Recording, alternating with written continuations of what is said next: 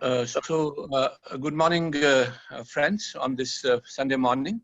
So today we are having the fourth edition of the Office Practice of Neurology, where we discuss mainly the issues which come up in the OPD and how we can resolve them. And today we have got two talks in this. The first talk is on facial weakness and pain, which is a very common problem. And to talk to us is Dr. Rajesh Benny.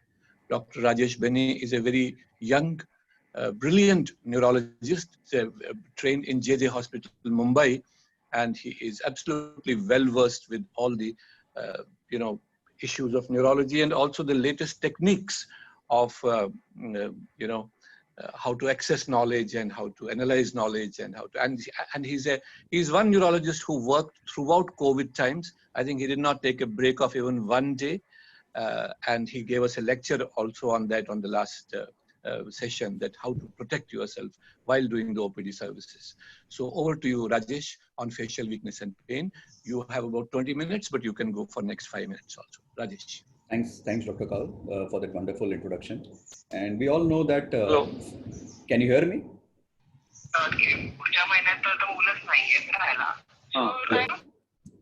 Can you hear me?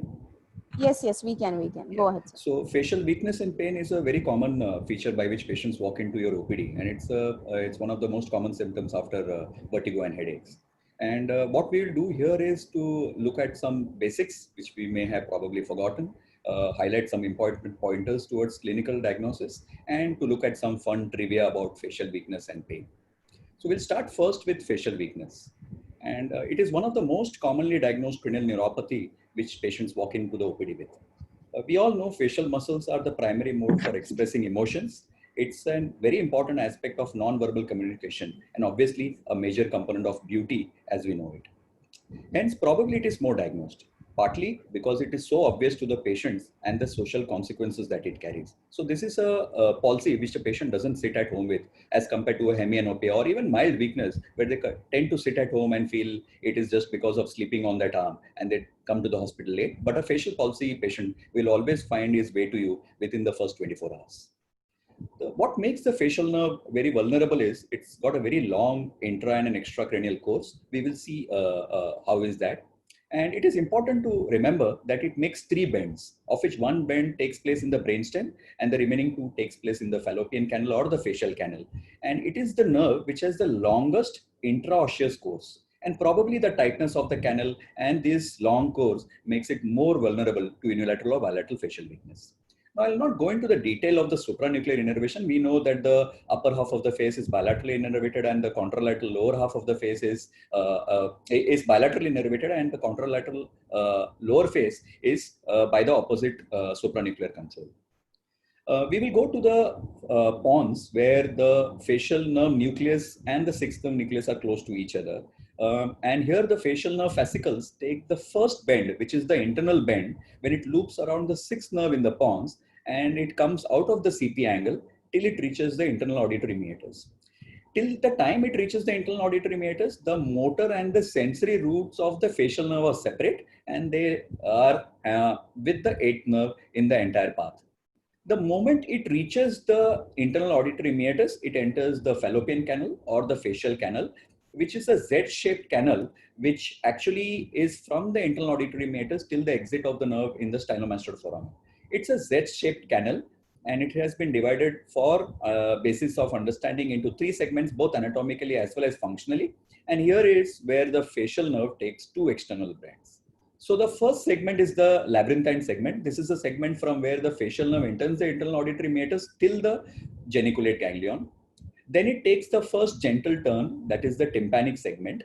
And the second turn, which it takes inside the facial canal, is a sharp 90-degree turn, which leads to the vertical or the third segment, which is the mastoid segment. And then it exits the stylomastoid foramen. When it exits the stylomastoid foramen, it divides into main motor branches, that is to the temporal, zygomatic, buccal, mandibular, and cervical, which supplies the various muscles of facial innervation. But there are other nerves which come out within the facial canal. And these are nerves which are very important to remember so that you can anatomically localize where is the site of the lesion. The first one is the greater superficial petrosal nerve, which arises from the geniculate ganglion, and it goes to the lacrimal gland. The second important nerve is the nerve to stapedius, which arises from the tympanic segment, and this is the dampening muscle. That's the reason why you get hyperacusis in whenever this nerve is involved. And the nerve to cauda tympani, the cauda tympani nerve comes from the mastoid segment, which supplies the submandibular and the sublingual salivary glands, and also carries taste from the anterior two-thirds of the tongue. So this is the intraosseous nerve shown in much more detail. The first part is the geniculate ganglion and the proximal labyrinthine segment. The labyrinthine segment almost makes an angle of 135 degrees with the internal auditory meatus. And that's the reason probably why it's more likely to be injured at that side. This is the horizontal tympanic segment, and this is the vertical mastoid segment. But I'd like you to draw your attention to this small ganglion called the pterygopalatine ganglion or the sphenopalatine ganglion, which is very closely associated with the fifth nerve. So what is the connection between the fifth nerve and the seventh nerve is this ganglion, because the greater superficial petrosal nerve is connected also to the sphenopalatine ganglion, especially to the maxillary fibers. Now remember this point because it will give rise to some features which we see commonly in patients with facial palsy. However, we tend to dismiss that features. So who are more predisposed to develop low motor neuron cranial palsies? So those who are diabetics, pregnancy, elderly, the immunocompromised, especially HIVs when during the period of seroconversion are known to develop a low motor neuron facial palsy, those with malignancy, trauma, and in some patients, it can be familial. So these patients who have familial Bell's palsy or those with recurrent Bell's-like palsy tend to have long inter-attack duration. So one attack 20 years back, second attack probably 5 years back, and these patients may have a variable course. We don't exactly know the etiopathogenesis of this. Probably they may have an inherent narrow fallopian canal. Now, what is a viral pandemic doing during the Bell's palsy? I am very sure, like me, many of you practicing neurologists during this era are seeing dozens and dozens of Bell's palsy. Now, our rules here are very strict. We are not able to check COVID-19 without the classically fever, cough, and breathlessness symptom. And these patients are very, very stable. But I am sure that the virus is doing something to the nerve inside the fallopian canal. So here are some causes of facial palsy listed. I will not go into details of each and every one. So we have, for ease of convenience, divided into unilateral low motor neuron facial and bilateral low motor neuron facial. The most common is obviously the idiopathic or the Bell's palsy. You should not forget about otitis media, cholesteatoma, tumors like the meningiomas in the CP angle tumor or the neurofibroma. Trauma is an important cause. Sarcoid, very frequently quoted, very less seen. Leprosy should be a very important differential diagnosis in those presenting with facial palsy, and they have some peculiar patterns which I will show in some time. Herpes zoster and HIV seroconversion. The bilateral element palsies are the ones which you see with the GBS variants, HIV, vasculitis, leprosy, trauma. And then another entity which we tend to forget is the idiopathic intracranial hypertension. Time and again, we see patients who have got severely raised intracranial pressure, who have classical symptoms of papilledema headaches, and they tend to have subtle bifacial weakness. So this is because of pressure on the cysternal segment of the nerve on both the sides by the raised intracranial pressure. So whenever you are examining a patient with facial nerve palsy, the low motor neuron type, you try and remember some hints. So what are these hints? So whenever you see pain around the ear or around the mastoid, this is more commonly seen in patients with the Ramsay hand and the Bell's facial nerve palsies. But if you get pain elsewhere, say in the scalp, say in the neck, say in the jaw, then you're looking at something else. These are red flags. It may be a parotid tumor, it may be a temporal arteritis, which has presented as a facial nerve palsy. So this is the point which I was trying to come to when I was talking about the pterygopalatine ganglion. In many patients, in about 2/3 of patients with the so-called idiopathic facial palsy also, you tend to have subjective or in some patients even objective facial numbness at the paretic side. And this is more common at the V2. This is because of connections between the 7th and the 5th nerve through the greater superficial petrosal nerve. Whenever you see an isolated 7th nerve non-compressive neuropathy, you should not get any hearing loss unless if it is associated with the Ramsay Hunt syndrome. There are some unusual patterns of facial nerve involvement also. Just look at this photograph on the right-hand side of your screen. So the patient is trying to close his eye. There is a Bell's phenomena which you're seeing, but the orbicularis oris muscle looks all right. So it is just a branch which is supplying the orbicularis oculi muscle which is involved. And this facial branch nerve involvement is very typical of patients with leprosy and so also patients with tumor and trauma. So when you see a branched facial nerve involvement, remember these 3 DDs. Apart from the unilateral facial weakness that you see, you should also check for sensation over the concha. Now, concha is the hollow just behind the tragus of the ear. And in all lesions of facial nerve, you will see abnormality of the concha in some way or the other because it is supplied by the seventh nerve. So, seventh nerve is also supplying the skin or the concha. If you have a lesion proximal or at the level of the geniculate ganglion, you will also have associated tearing abnormality and hyperacusis along with taste abnormality and xerostomia because of the involvement of the greater superficial petrosal nerve and the nerve to stapedius. If you have a lesion after the second external genu, that is after the tympanic segment, what you get is abnormality of taste along with xerostomia, but there is no hyperacusis or tearing abnormality. So these are some hints to tell you anatomically where is the lesion. So we look at some causes of facial palsy. And the most common unilateral facial palsy is the idiopathic facial palsy or the Bell's palsy, which we call very frequently. And this was described in 1821 by Sir Charles Bell. But was he the first one to describe? By a far stretch, no. There were many others before him. Razi was a Persian physician way back in the 1st century, and he has described facial nerve palsy in great detail. In fact, he went to the extent to say that if there is associated hand and leg weakness, then these patients tend to have sparing of one part of the face. And if it is not involving hand and leg involvement, they can have involvement of the entire half of the face. So he actually made a distinction between supranuclear and infranuclear palsy. Nicola Frederick described that in 1798. Powell has described it way back in 1813, but it was Sir Charles Bell who actually published his paper. So it is very important to remove those cases from your attic and publish them before they are named after someone else. So we'll go on to some brief etiopathogenesis of Bell's palsy. Most of us are well aware of this. Like I said, this is brushing our basics.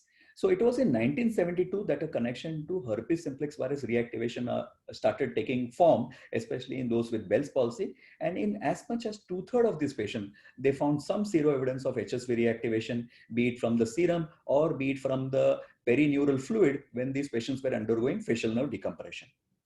There are other infections which have been described in patients with the so-called Bell's palsy, the zoster infection, and other infections like the Epstein-Barr virus, influenza, etc., and probably even now COVID. The mechanism is direct inflammation or infection. So infections like herpes can directly involve the facial nerve. It causes edema, and because of the tight facial canal, especially at the labyrinthine segment, it tends to get damaged. In those with diabetes, the mechanism may be a microangiopathy, it causing a ischemia to the seventh nerve. And many of the patients who come to us with facial nerve palsy will tell that they slept nice in the night. When they got up in the morning, they noticed a facial weakness. It looks like a stroke. So probably it is like a stroke of the facial nerve. And in those who are pregnant, especially in the 3rd trimester or the 1st week postpartum, because of the increase in the extracellular fluid volume, probably there is increased perineural edema and compression in the tight fallopian canal. So the pathogenesis is not uniform. It is different for different entities. Do we do routinely an MRI in Bell's palsy? Obviously, no. You will do it to rule out secondary causes. So if you see a facial palsy progressing over 3 weeks, and if there is no improvement at all over the next 4 months, then you're looking at something else, better to do an MRI. And in most with the idiopathic Bell's palsy, you will get mild to moderate enhancement of the geniculate ganglion or of the labyrinthine tympanic segment, which is common. However, if you see enhancement of the inner ear structures along with enhancement of the facial nerve, you are sure that you're dealing with a zoster infection. Even if there are no vesicles, you can still label them as Ramsay-Hunt syndrome. So that's where the utility of MRI is. EP studies are not routinely done for diagnosis of facial palsy, and it is basically done to look at the prognosis. So if you have a CMAP which is very low, less than 10%, then the recovery is going to be incomplete and delayed over 8 to 12 months. If the CMAP is more than 30% then of the normal side, then you will expect a near normal recovery in the next 2 months or probably even before that. The distal onset latency also tells us, is the patient going to make a complete recovery or if he's going to left with some aberrant innervation and synkinesis. If the distal onset latency is prolonged when you do it between 5 to 7 days, then you may have good recovery, but a high chance of synkinesis. So EP studies have their role. So how do you treat patients with Bell's palsy? We know we treat steroids in all of these patients and it is mandatory and the doses should be adequate. Sometimes we give 10 or 20 milligrams. The dose should be good enough to tackle the edema within the facial fallopian canal and it should be started within the first 3 days. In those who have severe facial palsies, which is House-Brackman grading 4 or higher, there is some role to combine Valsivir along with the steroid for at least the first 7 days. I also try to use Valsivir in those who are diabetics or immunocompromised because we don't know whether they are dealing with an infective cause of Bell's palsy. There is neither any harm nor any benefit from electrical stimulation. Do not forget care of the cornea. A Bell's palsy will do very badly if he is an elderly. There is severe facial weakness. If the pain is pain other than the ear pain, if there is any involvement of the tearing change, that means the entire nerve is involved. If there are objective sensory abnormalities, especially beyond the concha, in those with associated hypertension, it has been shown to have a poor prognosis, and obviously the electrophysiological criteria that we talked about in so much of detail. And the last slide before we end the facial weakness is this typical patient who's got a painful right seventh nerve palsy of the low motor neuron type, and the ear shows this crusted vesicles, hearing abnormality, and this is the classical Ramsay-Hunt syndrome because zoster oticus, and that involves the seventh and the eighth nerve along with pain around the pinna. Now we'll go on to the next half of the presentation, which is on facial pain. And facial pain can be due to multiple causes. Dental is the most commonest. Musculoligamentous like TM junction is more common than neuralgiform, trigeminal autonomic cephalgia, and other syndromes. We'll try and look at these in some detail. So trigeminal neuralgia is the most common cause of facial neuralgic pain, and we know the classical description. It's an excruciatingly sharp, lancinating pain lasting for seconds, but mind you, it can go on for up to 2 minutes. And it is usually in the distribution of one or more sensory divisions of the facial of the fifth nerve, and usually around the maxillary division. Trigeminal neuralgia is more common on the right than on the left, more common in females, more common after the age of 50, and the second and the third segment of the fifth nerve are more likely to cause pain than the first segment. So if you get pain around the ophthalmic segment, you should start suspecting secondary causes. Most of these causes are idiopathic, and probable mechanism is a neurovascular conflict. And what happens is this pressure of the blood vessel causes a partial demyelination of the fifth nerve, and there is ectopic generation of action potentials. So whenever you see anyone with a sharp shooting lancinating pain around the face, you will start thinking first of local causes, dental TM joint dysfunction. And obviously if there are associated autonomic features, you look at SUNCT or SUNA. We'll see that in some detail. And if you have a more widespread distribution of this paroxysmal pain, you will start thinking in terms of other trigeminal autonomic cephalgia like the chronic paroxysmal hemicarenia. So you start suspecting that it is dental when you apply pressure to the tooth, or if you percuss it with your hammer, or you apply the ice and you stimulate the same pain, then you know it's a dental cause, because the triggers can be the same. However, patients with dental cause of neuralgiform pain don't have any cutaneous triggers. And obviously you need a good dentist friend who can examine him and tell you that it is because of the local tooth problem. Burkiel et al. Is a neurosurgeon who classified trigeminal neuralgia wonderfully, and which also tells us about the pathophysiology behind the type of pain which the patient has. He divided trigeminal neuralgia as the classical trigeminal neuralgia, where more than 50% of the times they have episodic sharp shooting lancinating pain. And this pathologically is because of involvement of the large myelinated fifth nerve fibers. What happens if you have involvement of the small myelinated and unmyelinated fifth nerve fibers by that neurovascular conflict? And this will lead to the type 2 or the atypical trigeminal neuralgia, where more than 50% of patients may have constant pain. The pain may be burning type, the pain may be aching type, where you may falsely label them as an atypical facial pain syndrome or a psychosomatic syndrome. So trigeminal neuralgia is not only lancinating, but in about 50% of patients can even be burning, can even be constant pain. And even these patients do well with a trial of carbamazepine and gabapentin or pregabalin. So how do you diagnose trigeminal neuralgia? It's predominantly a clinical diagnosis with the classical description and the area of distribution. It should be considered in all patients with unilateral facial pain because it is such a severe pain that medication needs to be started as early as possible. And keep your eyes open to look for secondary trigeminal neuralgia by looking for red flags. So what are red flags? So whenever you have an objective sensory loss in a fifth nerve distribution, you're looking at a secondary cause. If there is associated hearing abnormality, you're probably looking at an early CP angle tumor. If there are associated long track signs like ataxia, weakness, or limb sensory weakness, obviously you're dealing with a secondary trigeminal neuralgia. If the patient is young, then you are looking at probably some other etiology. It may be a multiple sclerosis sitting at the root entry zone of the fifth nerve. And if you have an isolated ophthalmic involvement, which we have talked about. So the main crux of treatment in more than 90% of patients is pharmacological, and the anti-epileptic drugs are the cornerstone. There are multiple drugs which have been used, but the best response is to carbamazepine, so much so that response to treatment is believed to be diagnostic. And it is the only drug which has shown to be effective for trigeminal neuralgia in an RCT. So there are various other antiepileptics like oxcarbazepine, phenytoin, which are sodium channel blockers. There are drugs which act on other mechanisms like gabapentin, pregabalin, lamotrigine, and even topiramate. Sometimes we combine them with tricyclic antidepressants, baclofen, or opioids if the pain is very severe. However, try to look at some app to look for drug-drug interactions when you are going to use multiple drugs, because you never know, one may be inducing the other drug, and that's the reason why there is no efficacy.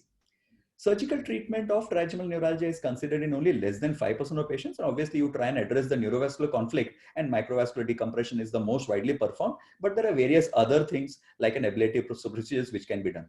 One of the problems with this surgical treatment, especially with ablative surgeries, is after a couple of months of honeymoon of no pain, you may actually get severe dysthetic burning pain with numbness in the area where the nerve has been ablated. And this is because of angry backfiring of afferent C fibers. So after trigeminal neuralgia, there are other neuralgiform pains which can also come from the trigeminal nerve distribution. And the most common of this is the post-herpetic neuralgia, which is neuralgiform pain which is persisting beyond 4 months after the rash. And this may take various forms in the form of sharp shooting pain, burning pain, dysthetic pain. And the treatment in the initial phases when the rash is still there is with acyclovir. And in those who become symptomatic for neuralgia, you use carbamazepine, gabapentin, pregabalin, and the other drugs which you have used for patients with trigeminal neuralgia. Trigeminal neuropathy doesn't cause so much of pain, but it causes a lot of dysthetic or uncomfortable sensation around the face. There is associated numbness of the face with motor abnormality in the form of chewing or jaw drop. And usually it is seen in those with Sjogren syndrome or with underlying neoplasia. Trigeminal autonomic cephalgia is our primary headache syndromes, which we don't think about much in day-to-day practice because they are not as common as trigeminal neuralgia, but they are very important features, very important cause of facial pain. They share a common phenotype of pain which originates from the trigeminal parasympathetic vascular system. They have associated autonomic features in the form of meiosis, lacrimation, and rhinorrhea. And most of them will need an imaging to rule out secondary cause. So this is a primary headache syndrome which needs to be imaged before you call it primary. So what are the three core features of trigeminal autonomic cephalgia? You will have pain in trigeminal distribution. There will be circadian rhythmicity in some patients with trigeminal autonomic cephalgia, and probably this is because of involvement of the hypothalamus, and there are autonomic symptoms and signs. So the cluster headache is the prototype of trigeminal autonomic cephalgia. Here headaches tend to occur in clusters of few weeks to even months. They will always occur at the same time of the night or the day, and night times are more common than day. And there is a circadian periodicity. Means it's like an alarm clock headache. The patient will always know when the headache is going to start every day. So here the pain is usually unilateral. It lasts anywhere between 15 to 180 minutes. It is a severe pain, a suicide pain. It makes the patient very restless. This is one of the primary pain syndromes where males are more commonly affected than females, and there is associated autonomic feature. It is usually associated with REM sleep in about 90% of cases. Tobacco and alcohol are bad for cluster. A high altitude can trigger an attack. Probably hypoxemia plays a role in the pathophysiology, and that's the reason why there is rapid improvement in pain with high flow oxygen. There is no role for oral triptans. And if the patient is in the acute phase, you can try steroids. For chronic prophylaxis, verapamil. And in some patients who are refractory, nerve blocks can be tried. But this is a very disabling headache, and this is a pain syndrome which should be remembered as a differential diagnosis for those coming with facial pain. Paroxysmal hemicrania is another trigeminal autonomic cephalgia, which is far more uncommon, but there may be multiple attacks in a day, but they classically last between 2 to 30 minutes. So the outlier of pain for the classical trigeminal neuralgia is 2 minutes, and paroxysmal hemicrania starts after beyond 2 minutes to 30 minutes. They don't have any periodicity. There is no clustering of attacks. However, these attacks can be triggered by neck movements. And there is an excellent response to indomethacin. Other drugs like topiramate, calcium channel blockers, and even carbamazepine can be tried in these patients. Now look at this gentleman. He's an elderly man who's getting severe pain around the right eye. Yeah. And if you look very carefully, he's got some amount of tearing which is happening there. He's trying to sniff. There is some amount of lacrimation which is happening there, and there the pain is gone. So you ask him, is the pain gone? The pain is absolutely gone. So what is this headache? This is the SUNT, which is severe unilateral neuralgiform headache with conjunctival ingestion and tearing. And if there is no conjunctival changes, it is called SUNA. These patients can have multiple attacks. Durations can be in seconds. So they look exactly like trigeminal neuralgia. The triggers are like exactly like trigeminal neuralgia. But the important feature is there is a refractory period. Means for a trigeminal neuralgia patient, if the trigger is by touching the face, if you keep touching the face after an attack, there will be a period of refractoriness when you can't elicit the pain. But it doesn't happen with SUNT. You keep on touching it, the nerve will get triggered again and again, and you will start having those attacks.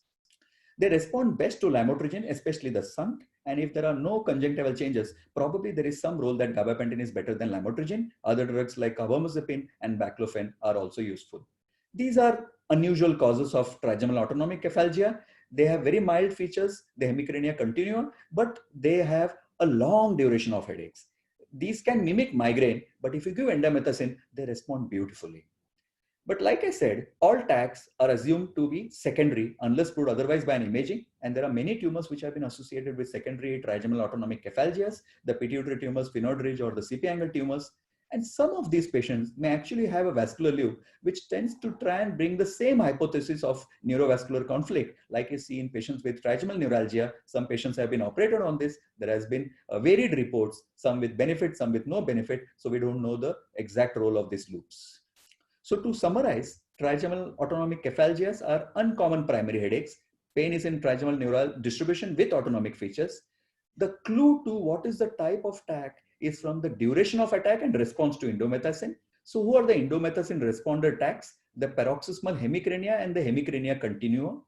If it lasts for few seconds, it is SUNT. If it is for minutes, it is paroxysmal hemicrania. If it goes on for hours, it is cluster. And if it is for months, it is hemicrania continua. If you see periodicity with TACs, it is cluster. If there is an absence of refractory period, it is SUNT. And you need to always image these patients. Last two slides on patients who present with facial pain with specific etiologies. Temporal arteritis is the most common large and medium vessel vasculitis which occurs in patients who are more than 60 years of age. So it's an age-dependent vasculitis. And the most common feature is obviously headache. The classical description of headache is a temporal headache. However, it can be holocranial headache, diffuse headaches, jaw claudication, transient or permanent visual loss, constitutional symptoms, and polymyalgia rheumatica are very common in those with the temporal arteritis. Most common constitutional symptom is fever. So diagnosis is predominantly elderly in the appropriate clinical situation. You put your finger on the temporal arteritis and you feel a hardened, thickened, tender nerve and absence of pulsations in that temporal artery. A lab parameter which is abnormal, showing signs of inflammation. CRP is far more specific and sensitive than ESR.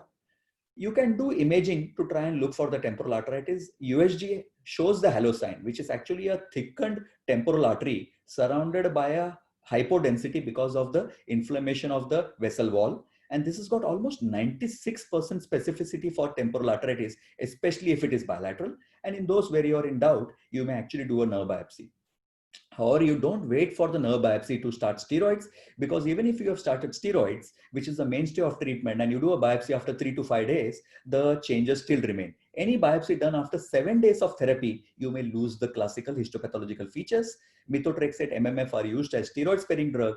And there is a mechanism of interleukin-6 mediated damage in those with temporal arteritis. Hence, this drug tocilizumab, which we are very frequently now using for COVID patients, is also used in those with refractory temporal arteritis. The last slide is on superior orbital fissure, where you see patients who come with pain around the eye, usually around the V1 territory, around the eye, around the forehead, and there may be multiple cranial nerve palsies. Usually it's a 6th cranial nerve palsy. So this is a painful cranial mononeuropathy. And these patients may have varied etiologies. In most, you usually don't find a cause. However, in some patients, it may be associated with the IgG4 syndrome, sarcoidosis, vasculitis, or malignancy. The orbital apex syndrome has all the features of superior orbital fissure syndrome, but it has the added involvement of the optic nerve. The cavernous syndrome looks like the superior orbital fissure syndrome, but it will also have an associated Horner syndrome, a proptosis, and chemosis. So these are all spectrum of the same longitudinal axis. If it is very anterior, it becomes the orbital apex syndrome. A bit back, it becomes the orbital fissure, and a bit posterior to that, you see the cavernous sinus syndrome. So these syndromes have to be kept in mind, because many of the etiologies which cause these syndromes can be sinister, like venous thrombosis or malignancies. So to summarize, facial pain is because of varied causes. Dental is more than neurological. Trigeminal neuralgia is the most common neurological pain that you see over the face. A TAC closely mimics trigeminal neuralgia. In an elderly with facial pain, never forget to palpate the temporal artery. I thank you for your patient listening. Thank you, Rajesh. I think that was an extremely useful lecture in our clinical practice. And you really gave some very important tips. I particularly like to differentiate between dental and trigeminal by trying to press and elicit the pain. That was just wonderful. Only you could have done it. Thank you very much. After this, we'll have the next lecture and then we'll have the questions. Friends, it's my pleasure to introduce our next speaker, Professor Vivek Lal, head of the Department of Neurology at PGI Chandigarh. Actually, Vivek Lal needs no introduction. Everybody knows him. He's a great teacher. I have myself witnessed. In fact, when he asks residents, he tells them, tell me this answer, otherwise I will throw you out of the window. And the residents are actually scared that he may throw them out of the window. But in this Zoom, they need not be scared because they are in their homes. But actually, he never throws anybody out of the window. The residents just dote on him. They love him all over the country. I know for sure that today, many of the doctors have come just to hear him have a glimpse of his personality and his lecture, the way he gets. He has a huge fan following all over the country. And even though he was my junior resident, I'm also one of his fans of his lectures, and that's a source of joy and pride for me. Over to you, Professor Vivek Lal, and you will be talking to us about no vision and low vision. Dr. Vivek Lal. Can we start? Vivek. Yeah. The videos have been stopped. It's saying you cannot start because, yeah, that's it. So are you hearing me now? Yes. Yeah. Yes, yes, Vivek. Yeah. So morning, Suvash. Thank you so much for calling me. So you'll have to share your screen. Yeah, we're doing that. Yeah. Yes.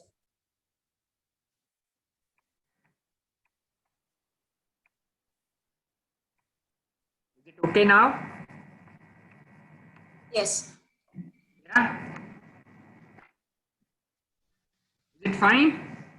Yes, yes, sir. Go on. So my topic, good morning everyone. Thank you so much for giving me some time on this Sunday, and I'm going to discuss low vision and no vision. Right? And finally, we're going to come to normal vision. So the first thing that you do is, when you get a patient of visual loss, you have to ask yourself, is this visual loss unilateral or bilateral? Now, please remember, if the visual loss is unilateral, it means that it is involving the anterior visual pathway. If it is bilateral, it is involving the posterior visual pathway. The posterior visual pathways appear after the optic chiasma. It's important to remember that there are two types of visual loss, those involving the anterior visual pathway and those involving the posterior visual pathway. The one which involves the anterior visual pathway is monocular, and the one which involves the posterior visual pathway is binocular and hemianopic. Again, I further segregate visual loss into two types. Is it transient or is it permanent? Now, transient visual loss can again be monocular or can be binocular. If it is monocular transient visual loss, you're looking at an entity called amaurosis fugax. Now, please remember, all amaurosis fugax is atherosclerotic unless proved otherwise.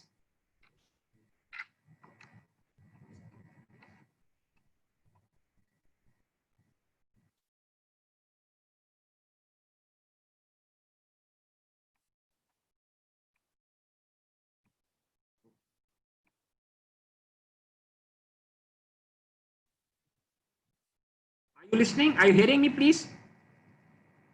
Yes, sir, we can. All amaurosis fugax is atherosclerotic unless proved otherwise, and it is almost always monocular. Whenever you get binocular transient visual loss, you have got two possibilities to keep in mind. One is transient visual obscurations, and the second one is a top of the basilar TIAs or basilar artery TIAs. Now, if you have a young person coming to you with monoocular visual loss, which is very brief, which is lasting for a few minutes, please exclude the entity of retinal migraine. Classically, it is commonly seen in young women They have monocular visual loss lasting between 5 and 30 minutes. And that is followed by ipsilateral temporal headache. Now what happens is often these patients do not complain of headache because they're not bothered about the headache. They're more interested in, and they're more scared of the visual loss. Hence they will come to a doctor and complain of the visual loss alone. They will not talk of the headache. So it's imperative that if a young person comes to you with monoocular visual loss, which is transient and reversible, please ask for a history of ipsilateral headache to exclude retinal migraine.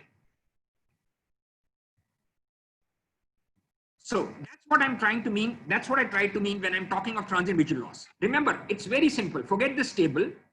If your transient visual loss lasts for a few seconds, please remember you are looking at TVOs, transient visual obscurations, which are often bilateral and occur because of papilledema due to any cause. It could be because of idiopathic intracranial hypertension, or it could be because of papilledema because of, say, a space occupying lesion in the brain. Transient visual obscurations classically last for a few seconds, whereas visual loss, which is atherosclerotic in origin, like amaurosis fugax, will last between 1 to 5 minutes, or maybe maximum 10 minutes. If you have got visual loss which is lasting between 10 to 30 minutes, then you're looking at retinal migraine. Amaurosis fugax of atherosclerotic origin does not extend beyond 10 minutes, and more than 80% of it probably finishes in less than 5 minutes, but it never lasts for a few seconds. It's always more than a minute. It's like a curtain falling in front of the eye. That's important for you to remember. If a patient is a diabetic and a hypertensive and comes to you with a monoocular visual loss, it is atherosclerotic ipsilateral intracranial carotid artery disease unless proved otherwise. And you must know that. You forget about anything else, treat and look for latent coronary artery disease in that patient. Whereas if a patient is young, say between 15 and 25, I get to see so many patients who comes to me with monoocular visual loss, which is lasting between 10 to 30 minutes. First, make sure it is strictly monoocular. The next thing is ask for a history of ipsilateral temporal headaches, which you will get. It's retinal migraine. So don't put this patient on EcoSprint. You don't have to over-investigate this patient, but the other one needs to be over-investigated. So let's now go to a few clinical case scenarios that we routinely get to see. This is a patient who's hypertensive and a diabetic, right?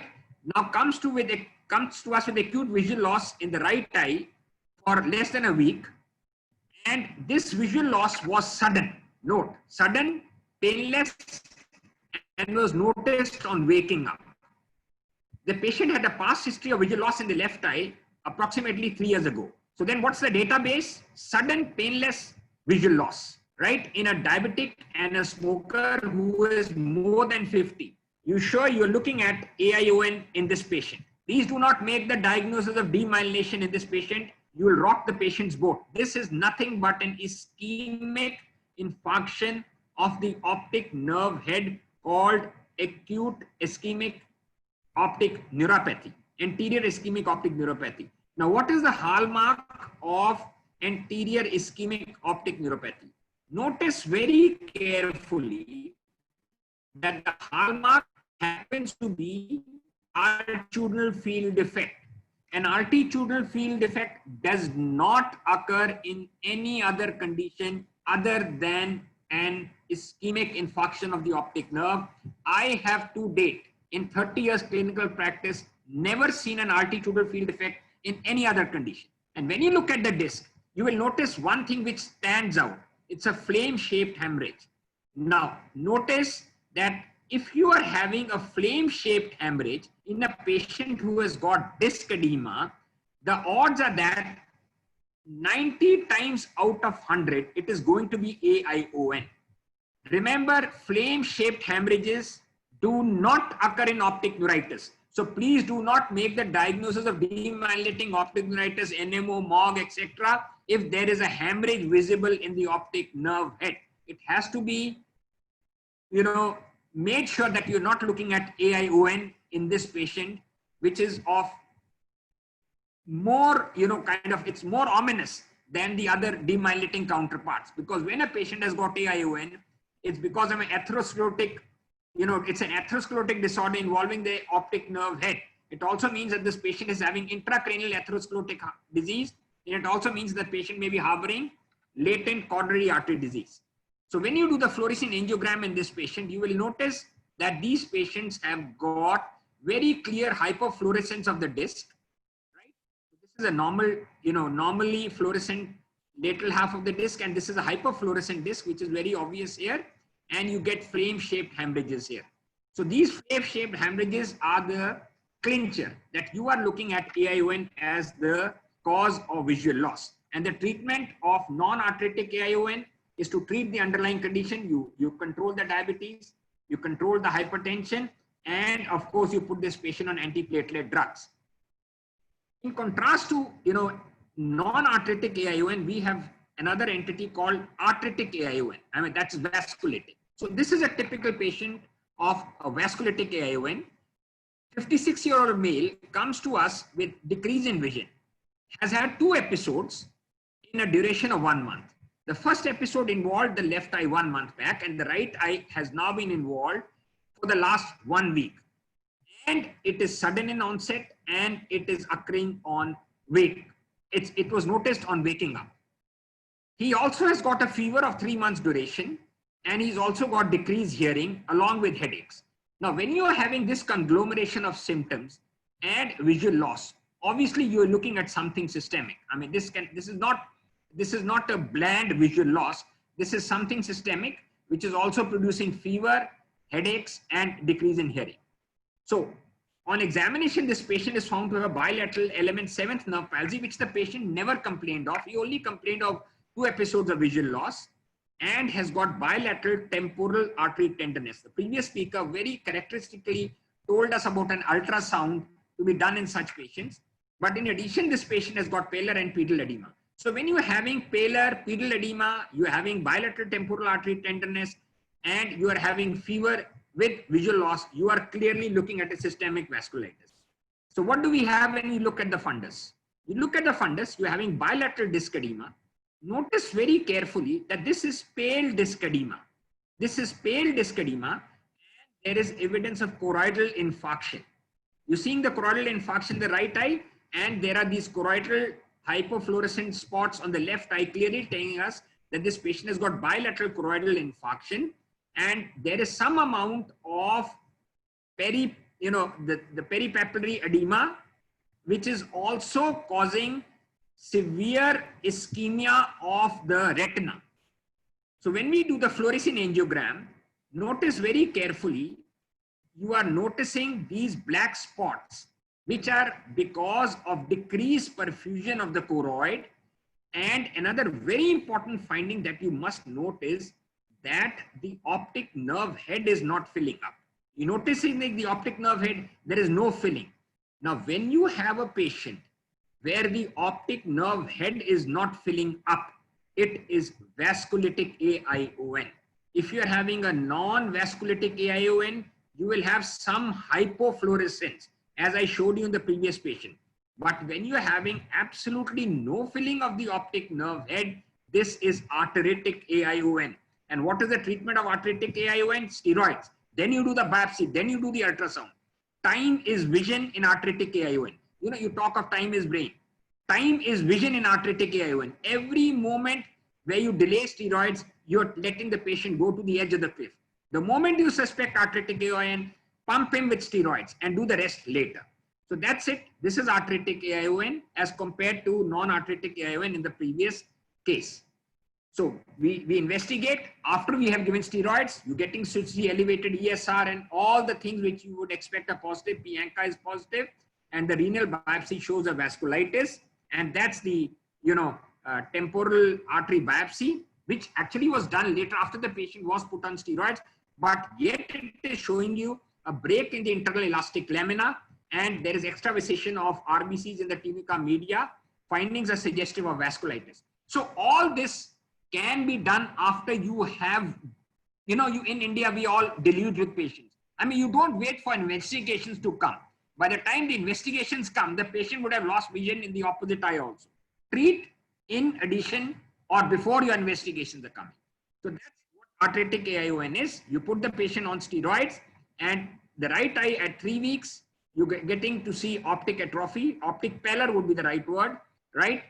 That choroidal infarction has reduced in size, but it is still there. And the left eye is showing a worse looking, a more ominous looking optic disc with no PL. Now, this is very typical of an arthritic insult to the optic nerve. Demyelination always leads to a complete recovery.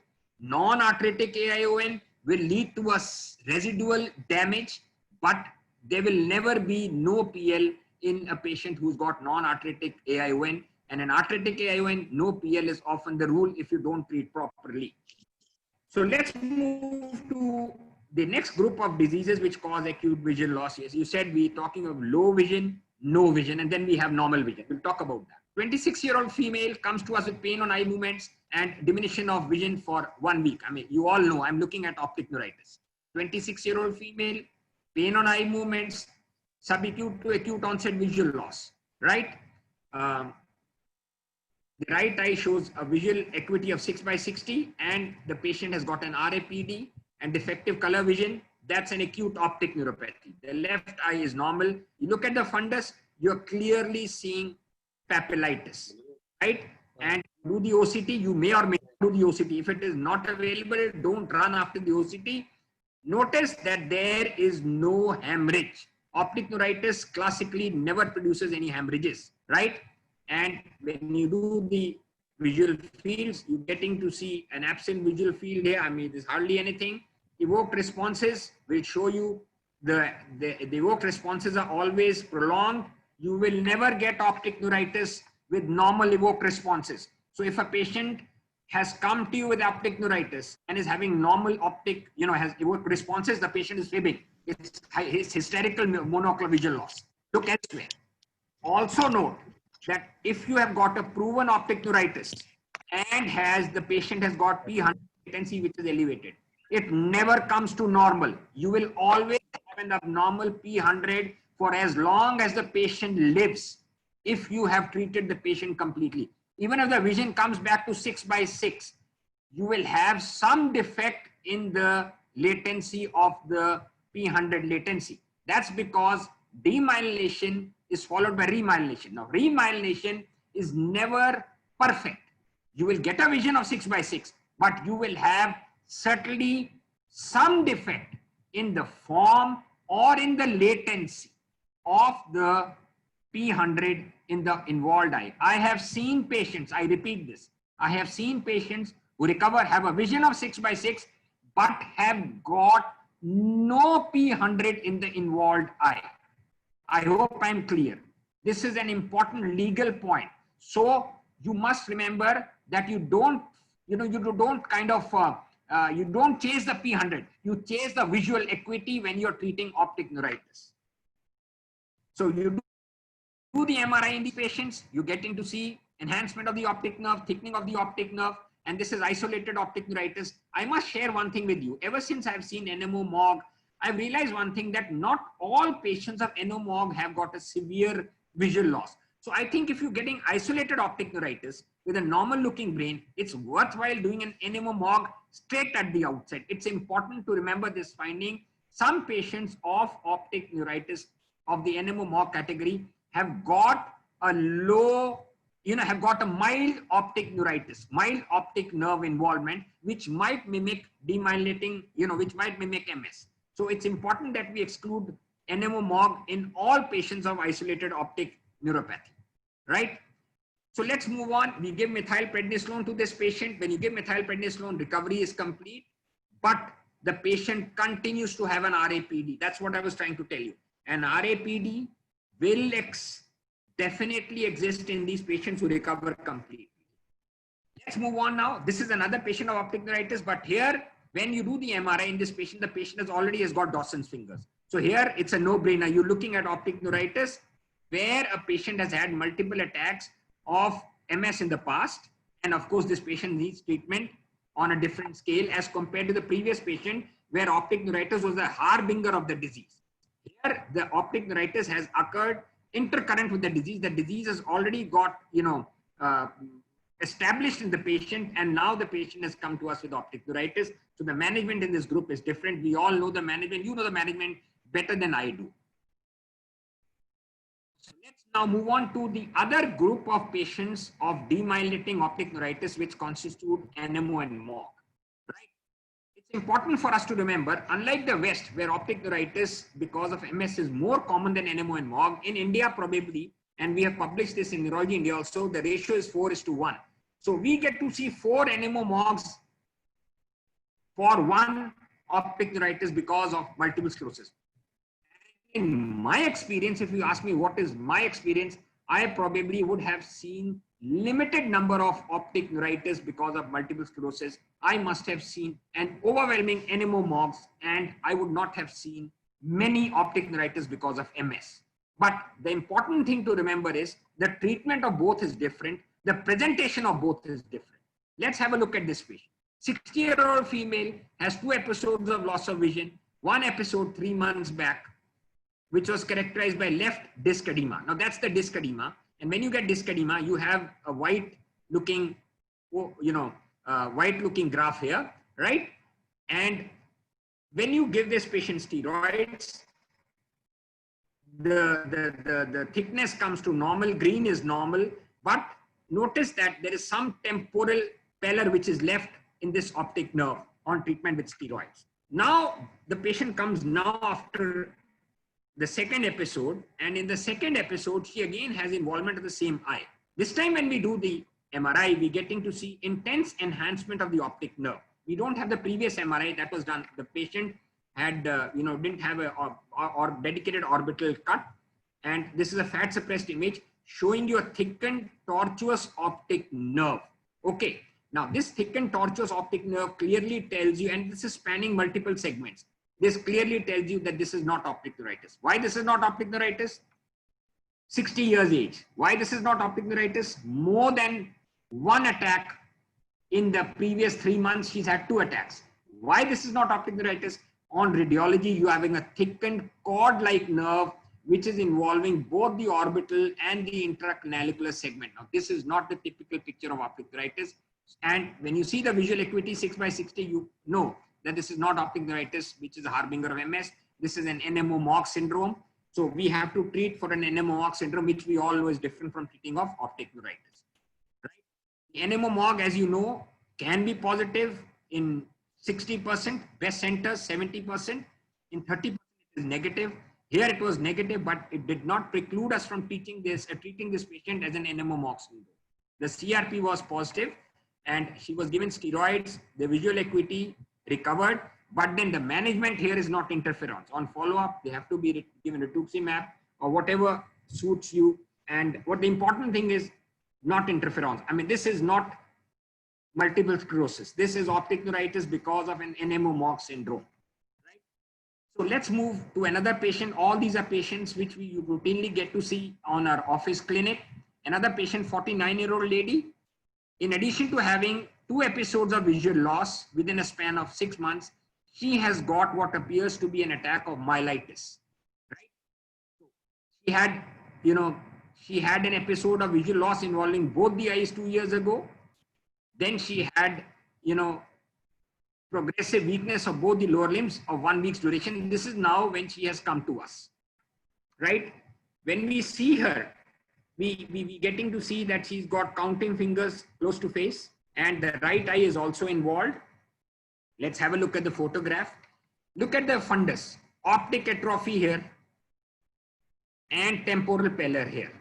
You notice very carefully now that she's got a thinned optic nerve here, and she has got intensely enhancing optic nerve on the left side.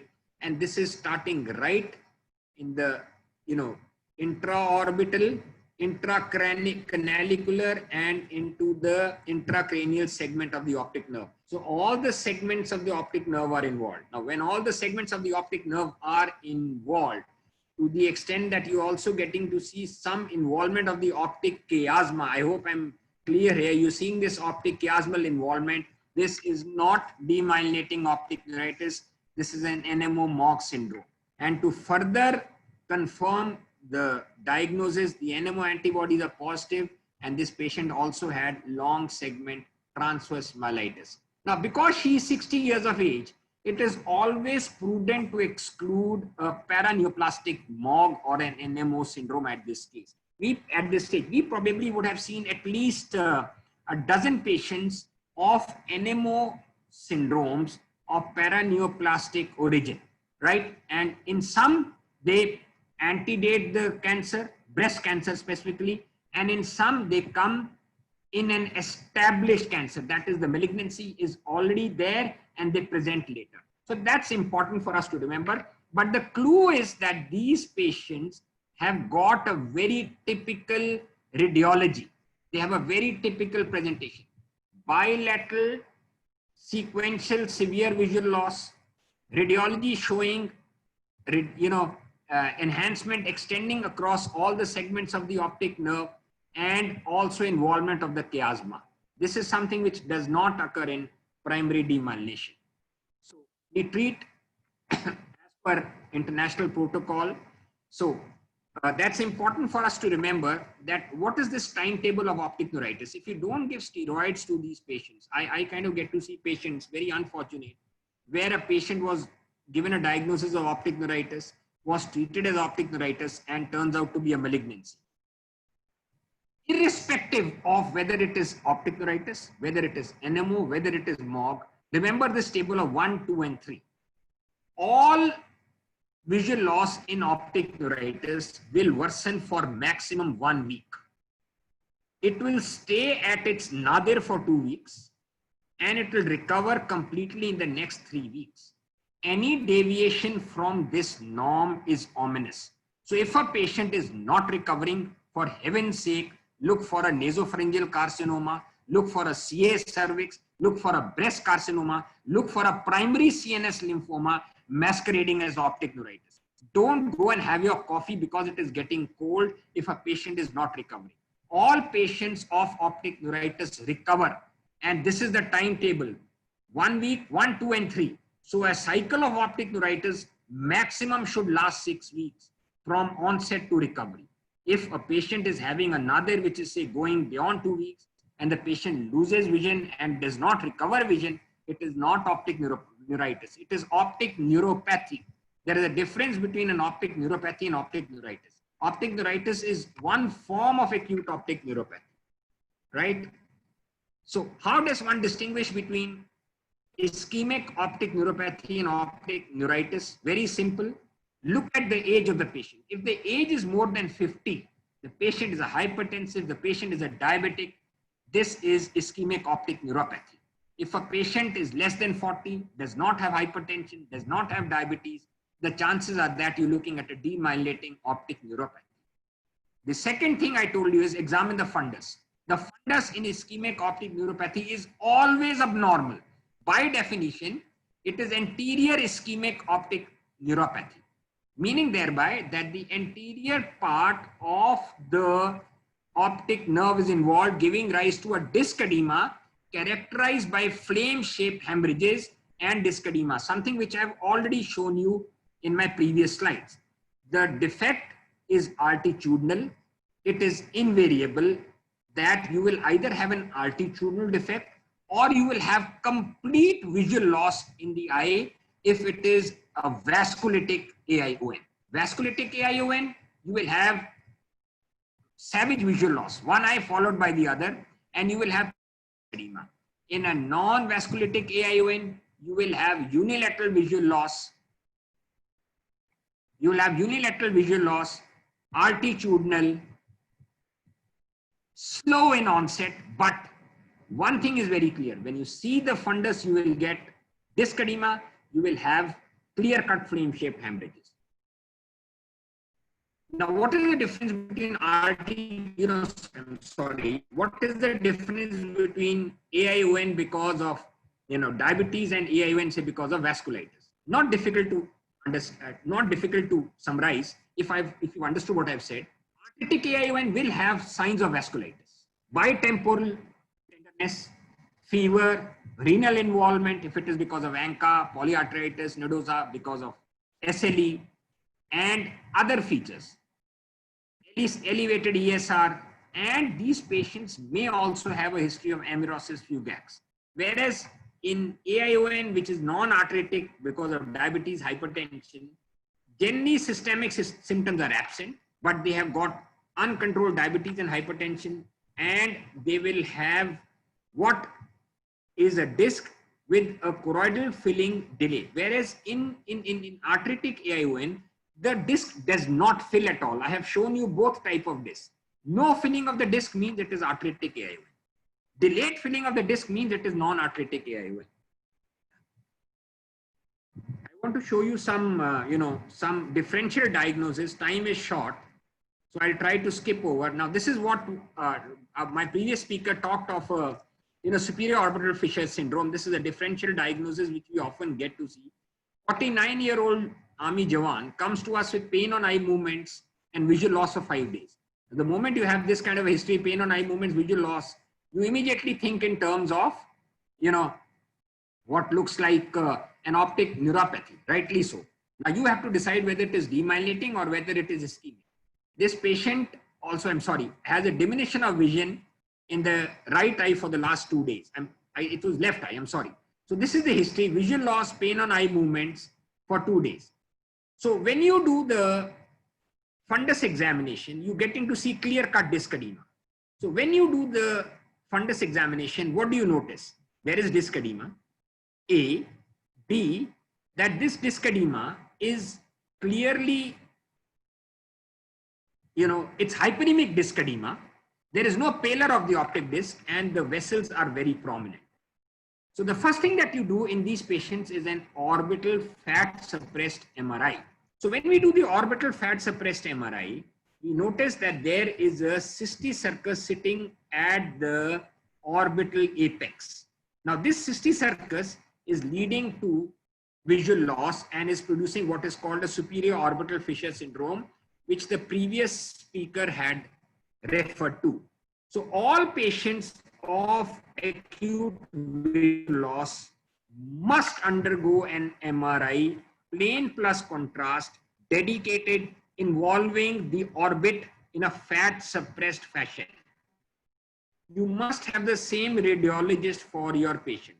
Don't send patient A to a radiologist sitting in one end of the city and then patient B to another radiologist sitting in the other end of the city. The radiologist should know what you want, the radiologist should know who you are, and the radiologist should know what you expect from his radiology acumen. So that is what we do in PGI, you all know that, right? So this is the cyst sitting there. We put this patient on steroids, and this is orbital apex cysticercosis, but recovery generally does not occur in these patients.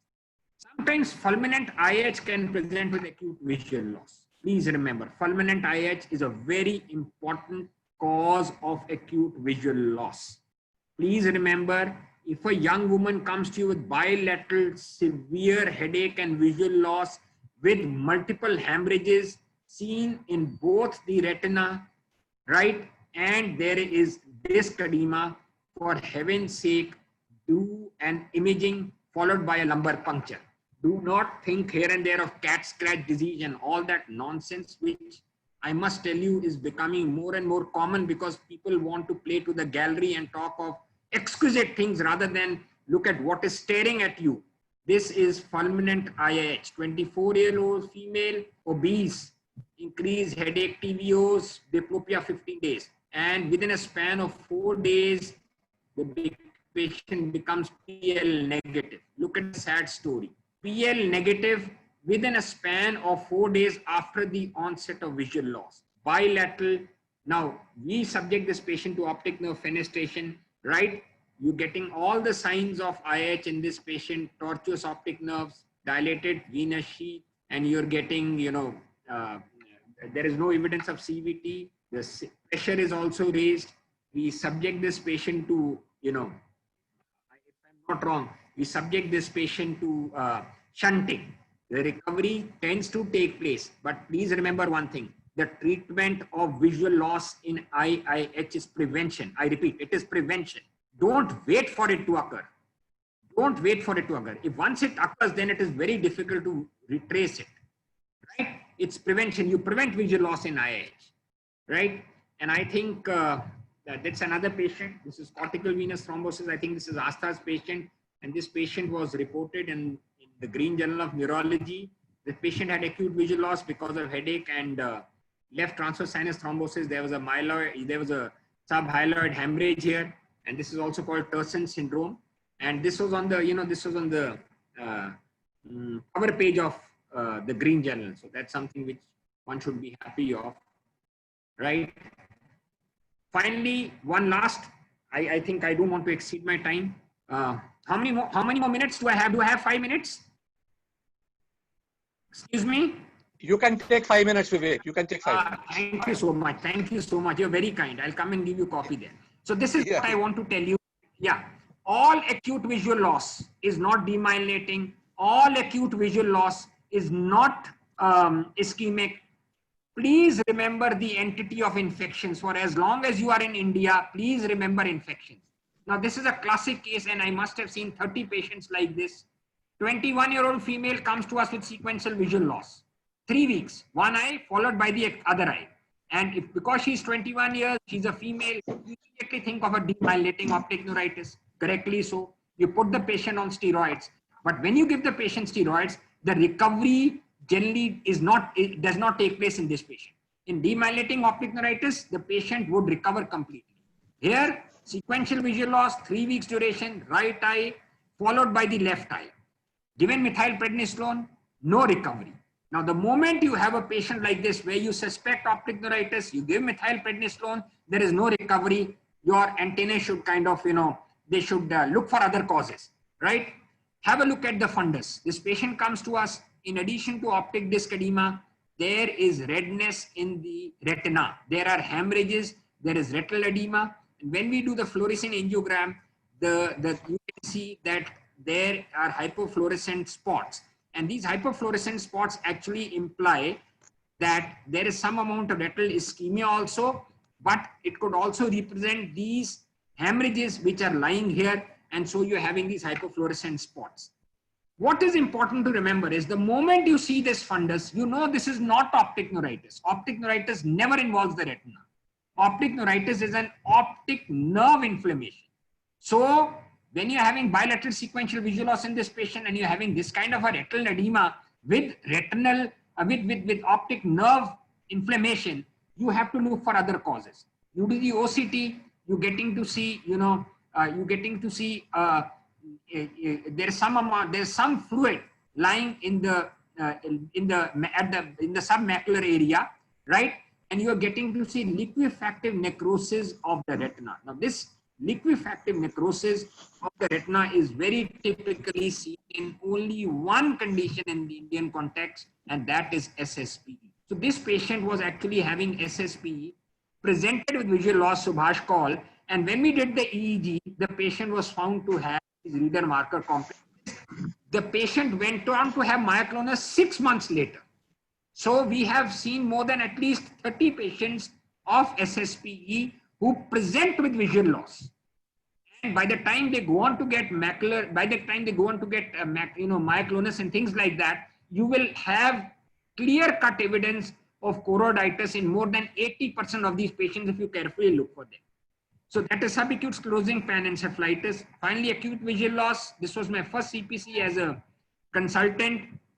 The patient came to the emergency, acute visual loss, 2 days duration, had severe headache, loss of vision in both the eyes, had a right third and a fourth nerve palsy, bilateral visual loss, and the CT scan. There were no MRIs at that time. I think I did the CPC in 1993 when I just joined as an assistant professor.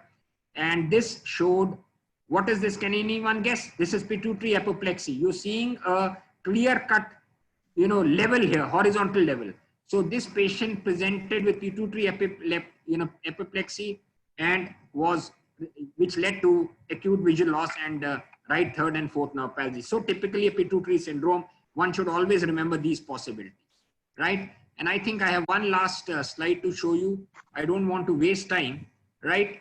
Let me move on. I move on.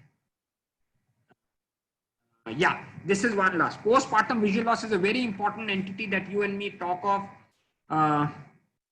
This is a 23-year-old female. This is the last slide, who delivered twins, right? And then what happened on the 4th day after, she had severe headaches, which are bifrontal throbbing, and she had nausea, vomiting, irritability, and phonophobia. What is important is, on the 4th day after delivering twins, she went blind, completely blind.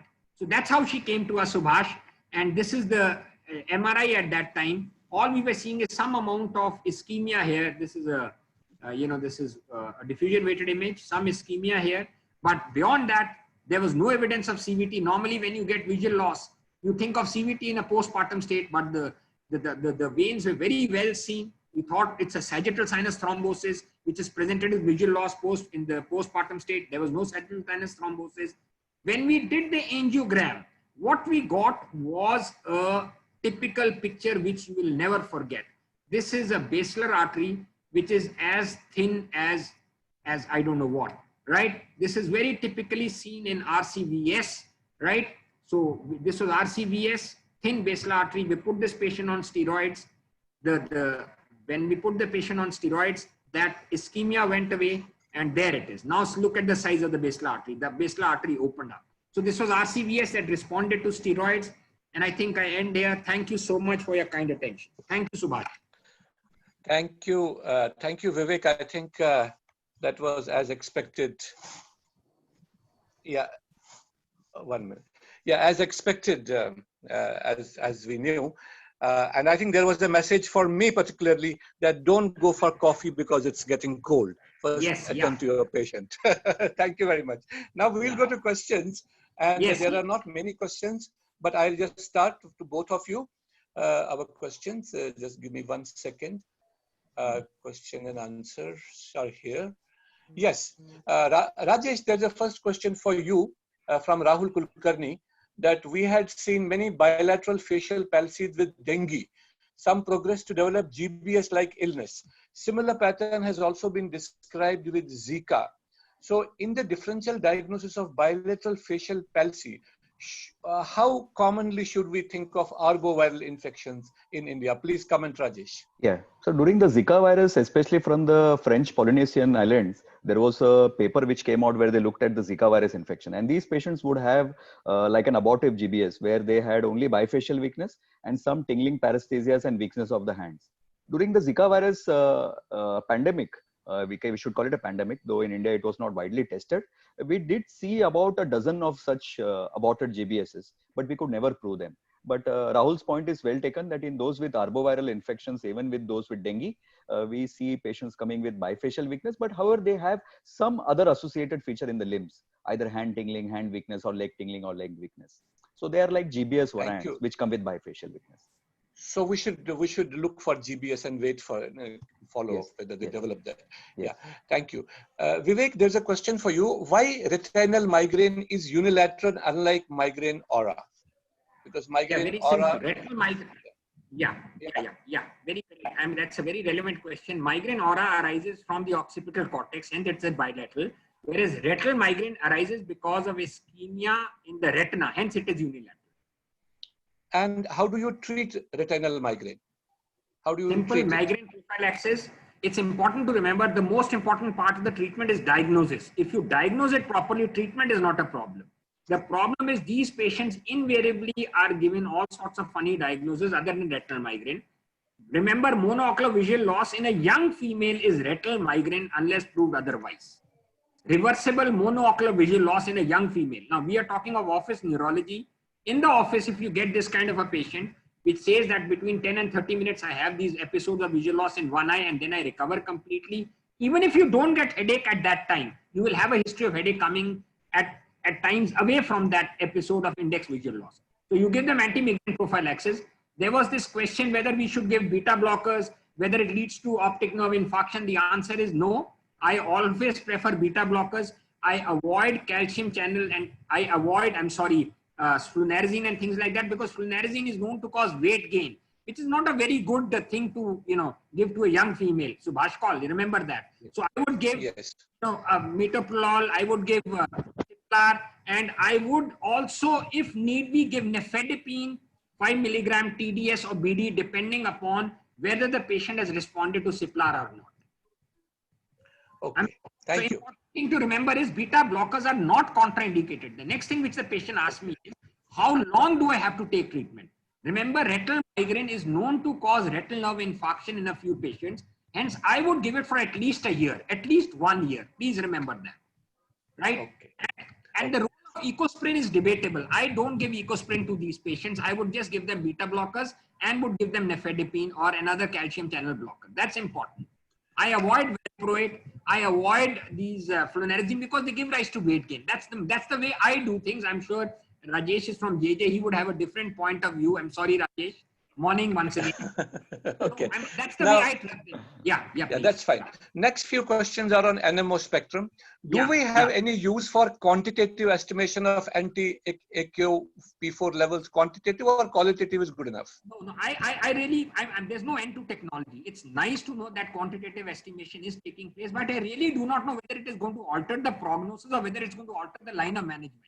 If you have picked up the diagnosis correctly, if you have suspected the diagnosis correctly, I think even if the NMO or anti-aquaporin 4 antibody is negative, the treatment is going to be like NMO positive.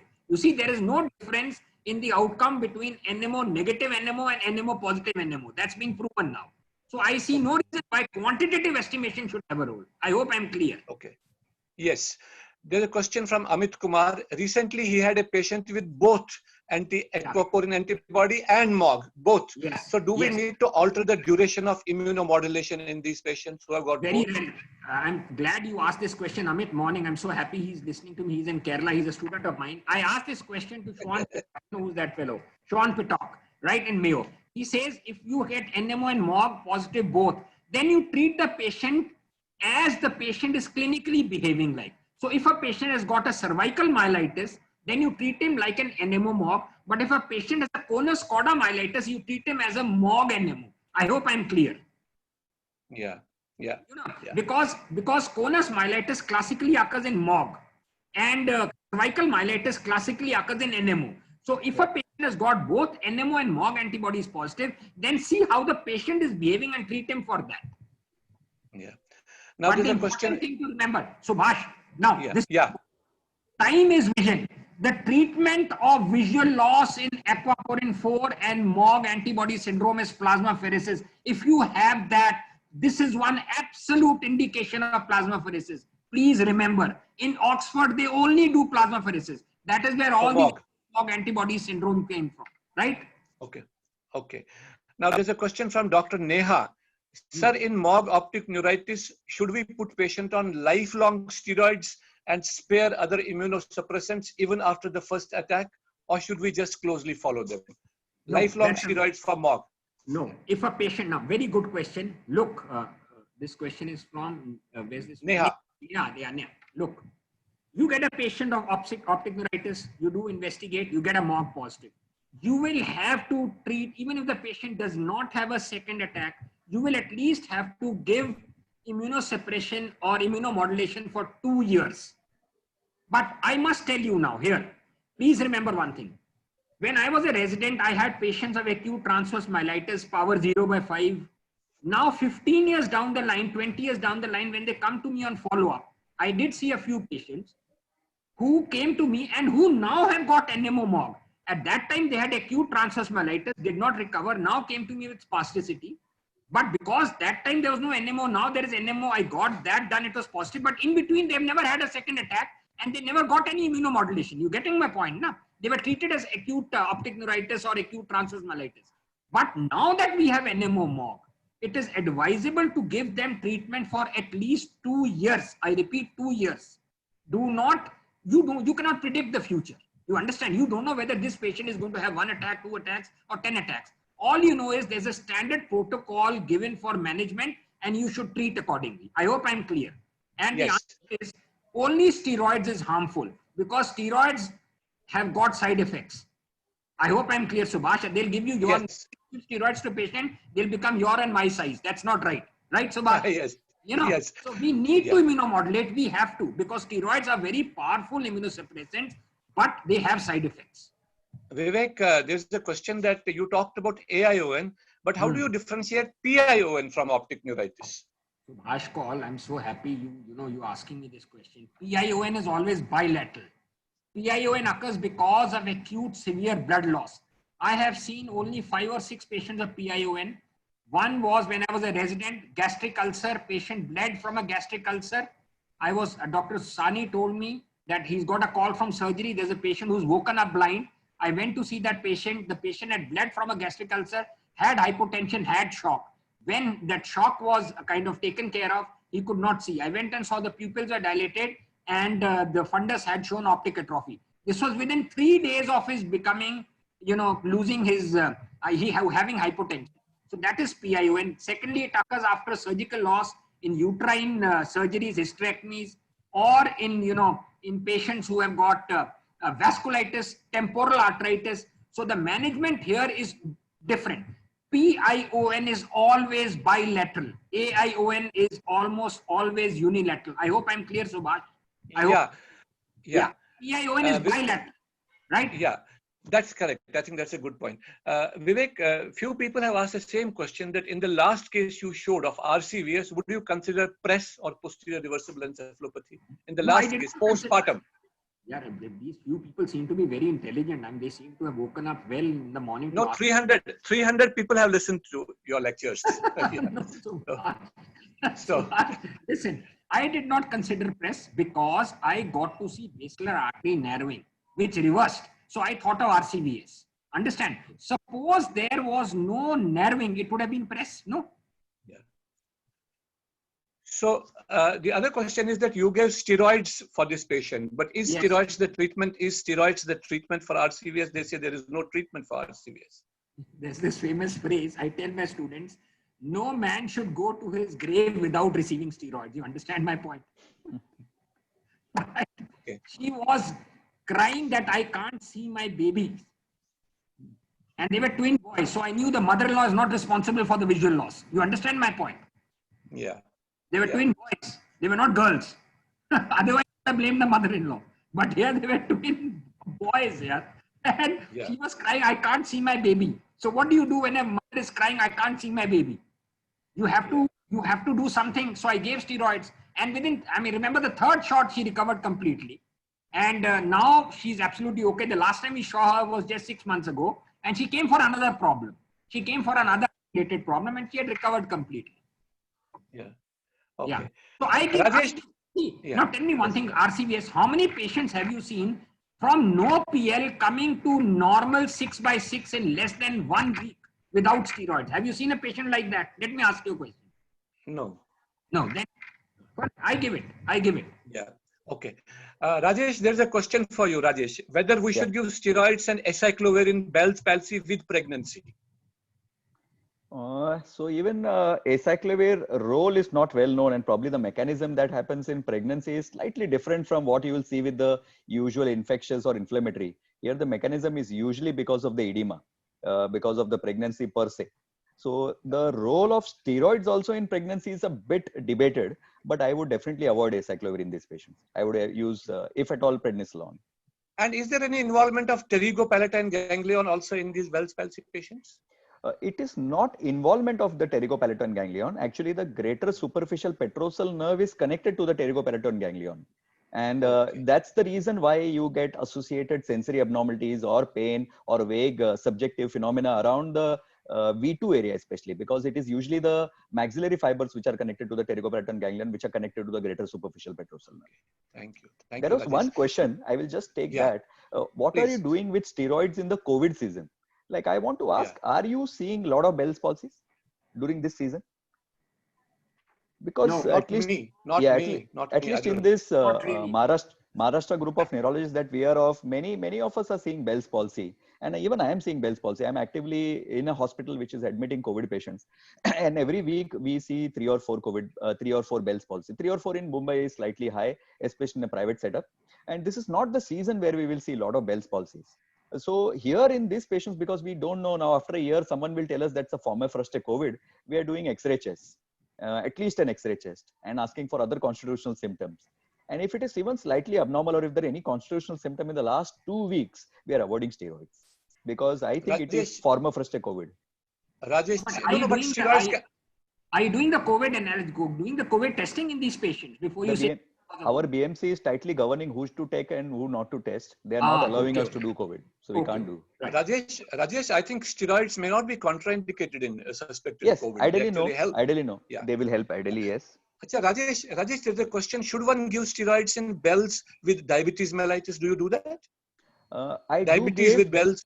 Yeah, I do give, but the dose I use is slightly different from the 60 to 80 milligram that I showed. And here I go by the severity of the facial palsy. If it is only House Brackham grade 1 or 2, who I know is anyways going to do well, I might as well not meddle with his diabetes. But if it is a severe Bell's palsy, I will give. Yes. Rajesh, Japanese sometime back recommended acute facial canal decompression in severe Bell's palsy. Is there any role and do you do it? No, sir. It is in the acute phase, in the first 1 week. No, sir. There is no role. Anyways, in the first 1 week, it is very difficult to predict. Even the most predictable parameter is the CMAP and the distal onset latency, which you're supposed to do on day 7. So it is too early to say that these patients will not do well. So you have not done, you don't. No. And second thing is that, a small percentage, maybe less than 5% after, even at the end of 6 months, have got some residual facial weakness, which may range from mild to severe. Have you got their plastic surgery done as a cosmetic in these small percentage of? If it is for vital functions like the buccinators, or if there is a lady who is worried about the smile, I have got it done. Otherwise, it is basically to take care of the cornea. But does it work? Does the plastic surgery work in there? Not so good, because these patients are by the time also developed synkinesis. So it doesn't work too well. Okay. Thank you. Vivek, there's a question from your senior resident, Dr. Keyur Butch. Dr. Keyur Butch. He's asking you a question. Is the VEP ever abnormal in severe IIH or idiopathic intracranial hypertension? Can VEP be affected? In papilledema, it is always normal. If it is abnormal in IIH, it means optic atrophy is setting in. I hope I'm clear. Okay. In papilledema, VEP is normal. If it is abnormal, it means that optic atrophy is setting in, and this patient now mandates surgical aggressive intervention. So I think most of the questions we have covered. Thank you very much, both the speakers. It was a brilliant and hope to hear from you again in further sessions. Thank you so much. Thank you so much, Vivek. Thank you so much, Rajesh. Thank you, Subhash, and thank you, Rajesh. Morning again. Thanks, sir. Okay. Bye. Take care. Bye. Safe.